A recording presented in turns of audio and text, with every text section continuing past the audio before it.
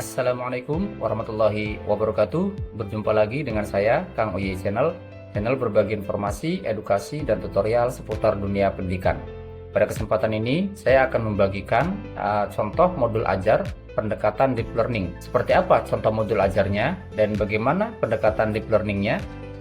Sebelum kita mulai, jangan lupa like, subscribe, dan nyalakan lonceng notifikasi agar Bapak Ibu Guru tidak ketinggalan video-video edukatif lainnya dari Kang Oye Channel. Simak videonya, tonton, dan jangan di skip hingga selesai. Nah, ini adalah contoh modul ajar pendidikan agama Islam berbasis pendekatan pembelajaran deep learning.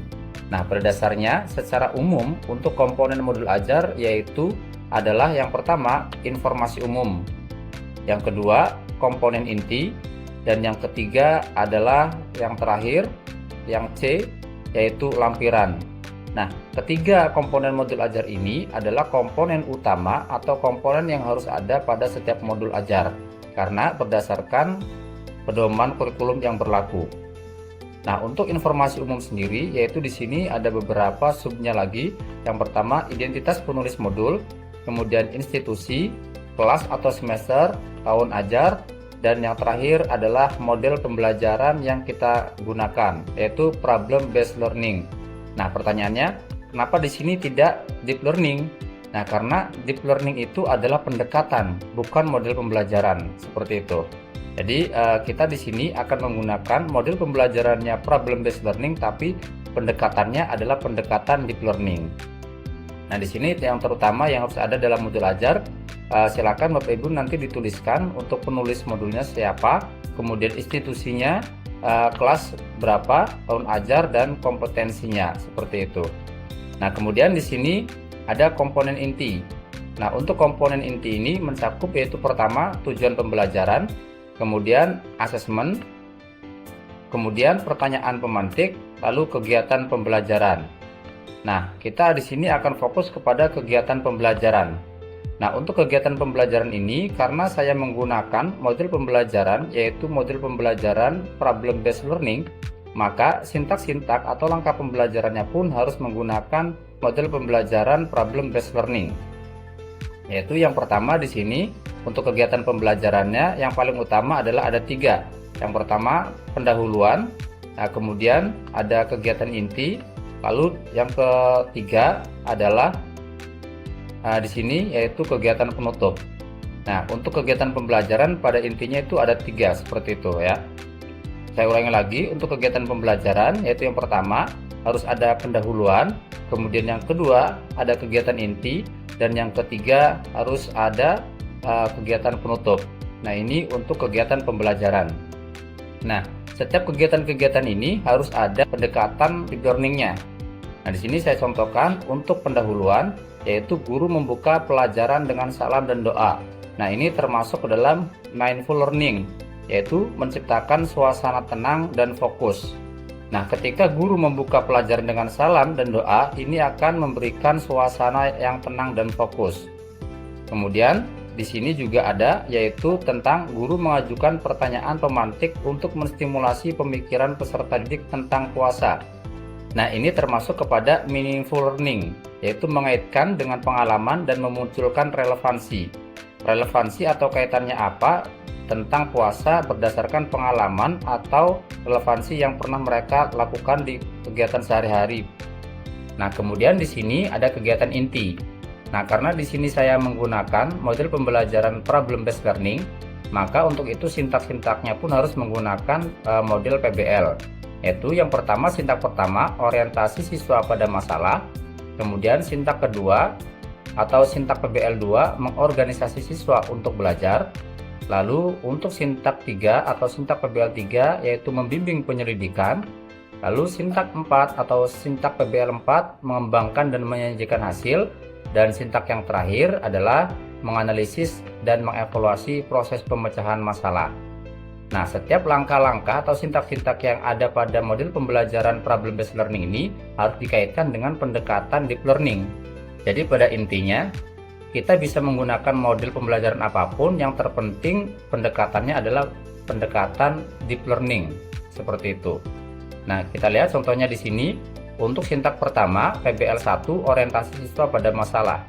Guru menyajikan sebuah skenario atau permasalahan yang berkaitan dengan ibadah puasa. Nah, misalnya ini saya contohkan, ada pertanyaannya. Bayangkan teman kalian merasa sangat lapar dan haus saat berpuasa di sekolah. Ia bingung, bolehkah ia membatalkan puasanya? Nah, ini adalah orientasi pada masalah, jadi memunculkan masalah dulu kepada siswa tentang puasa seperti apa. Nah, silakan nanti Bapak Ibu juga bisa disesuaikan dengan bidang studi yang Bapak Ibu ampu di sekolahnya masing-masing.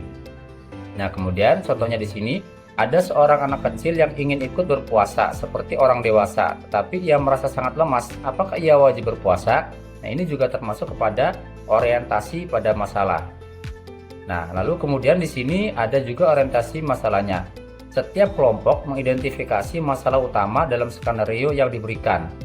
Nah, ini termasuk ke dalam meaningful learning, yaitu mengidentifikasi permasalahan nyata dan relevan. Jadi setiap model pembelajaran akan dikaitkan dengan pendekatan deep learning. Nah, kemudian di sini ada sintak PBL 2, yaitu mengorganisasi siswa untuk belajar. Nah, kalau untuk sintak PBL 2 ini mengorganisasi siswa untuk belajar, pendekatan pembelajaran yang bersifatnya deep learning di sini ada sebuah pertanyaan, yaitu guru memfasilitasi peserta didik dalam merumuskan pertanyaan-pertanyaan penelitian yang relevan dengan masalah. Misalnya, nah di sini ada kaitannya dengan deep learning. Apa hikmah dari ibadah puasa? Nah, ini termasuk kepada joyful learning, yaitu memberikan kesempatan untuk merumuskan pertanyaan sendiri. Nah, ini termasuk pada joyful learning. Berikutnya sintak PBL 3, yaitu membimbing penyelidikan. Peserta didik secara berkelompok mencari informasi dari berbagai sumber buku pelajaran, artikel, video pendidikan, atau bertanya kepada guru. Nah, untuk kaitannya dengan deep learning di sini ada, yaitu guru membimbing dan memantau proses penyelidikan setiap kelompok, memberikan arahan dan bantuan jika diperlukan. Nah, hal ini termasuk kepada mindful learning atau kehadiran guru sebagai fasilitator yang mendukung proses belajar. Nah, berikutnya untuk sintak PBL 4, mengembangkan dan menyajikan hasil. Nah, di sini kaitannya dengan pendekatan deep learning, yaitu meaningful learning. Setiap kelompok mempresentasikan hasil kerja mereka di depan kelas. Nah, ini termasuk kepada meaningful learning, yaitu mengembangkan kemampuan komunikasi dan kolaborasi. Dan sampai ke seterusnya, yaitu pada sintak PBL 5, menganalisis dan mengevaluasi proses pemecahan masalah. Nah, di sini untuk pendekatan pembelajaran deep learningnya, yaitu guru memberikan penguatan dan meluruskan pemahaman yang kurang tepat. Nah, ini termasuk pada mindful learning atau merenungkan proses belajar dan mengevaluasi solusi. Nah, jadi untuk setiap sintak-sintak ini harus ada pendekatan yang bersifatnya deep learning. Nah, kemudian di kegiatan penutup juga harus ada, yaitu di sini guru memberikan apresiasi kepada semua kelompok atas partisipasi dan hasil kerja mereka. Nah, ini termasuk kepada joyful learning, memberikan pengakuan dan membangun motivasi. Nah, kemudian untuk refleksi pendidiknya juga di sini apakah pendekatan deep learning yang terutama yaitu mindful learning, meaningful learning, dan joyful learning terintegrasi dengan baik dalam kegiatan pembelajaran? Berikan contohnya. Nah, ini refleksi pendidik yang harus kita refleksikan setelah melakukan pembelajaran menggunakan model pembelajaran problem based learning dan terintegrasi dengan pendekatan deep learning seperti itu. Nah, kemudian di sini ada lampiran-lampiran, ada pengayaan dan remedial, bahan bacaan pendidik dan peserta didik, glosarium, dan yang terakhir adalah daftar pustaka. Jadi pada intinya untuk modul ajar pendekatan berbasis deep learning ini adalah yang terintegrasi dengan model-model pembelajaran yang kita gunakan di dalam kelas, seperti model pembelajaran PBL, PJBL, model pembelajaran diferensiasi, dan lain sebagainya.